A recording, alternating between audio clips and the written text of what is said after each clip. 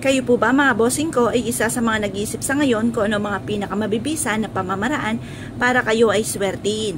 Masasabi ko lamang po mga bossing, basta kung ano man po yung napanood ninyo at parang ikaw ay kinabog at gusto mo itong gawin, ay lumarga po kayo.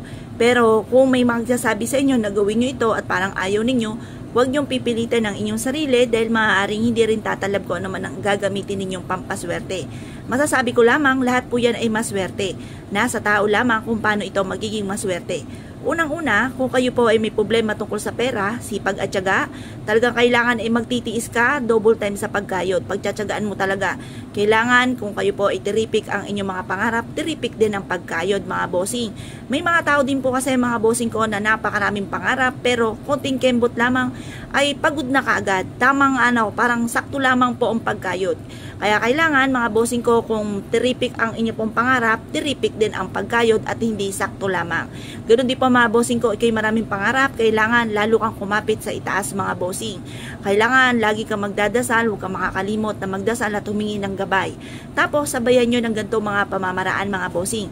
Ngayong araw na ito, kung mapapanood nyo po ito mga bossing, eto pa mga bossing ko ay kung ikaw ay kinabahan at parang, ay teka muna, meron akong ganito, gusto ko itong gawin.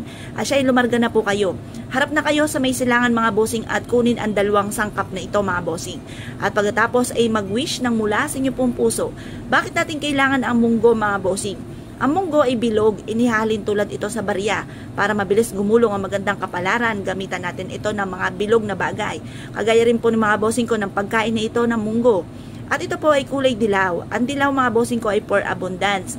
Ang green is for money at ganoon din ang green ay para sa kalusugan. The best na gamitin natin ang ganitong sangkap. Basta mula sa puso ang pag-wish. Taimtim na panalangin, matutupad po yan. Sabayan din natin ito, tambalan natin ito ng bulak. Bakit kamo? Ang bulak ay magaan mga bossing ko para maging magaan ang daloy ng swerte. Di ba nga po't kada bagong taon ay tayo po ay hindi nawawala ng bulak? Ang bulak mga bossing ko ginagamit na pampaswerte upang sa ganon mas maging magaan ang daloy ng swerte ng buong taon. Ito naman po mga bossing ko para sa araw-araw ay mas maging magaan ang daloy ng swerte po sa atin patupad ang mga pangarap sa buhay. Ang gawin nyo lamang, mag-wish lang kayo na mula sa inyong pong puso. Ilagay ito sa pouch or kaya po sa isang ziplock or gumawa kayo ng unton. At ilagay sa bulsa, bitbitin kahit saan kayo magtungo. At maging positibo sa buhay. I-mindset nyo na kayo magiging matagumpay.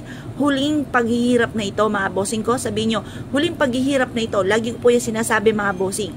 Magiging matagumpay ako at lahat ng mga pangarap ko ay matutupad. Ganun po mga bossing ko, ang ima-mindset po ninyo. Huwag kayong mag-iisip na kayo po ay mahirap ang mga ganyan, walang pera, hikahos.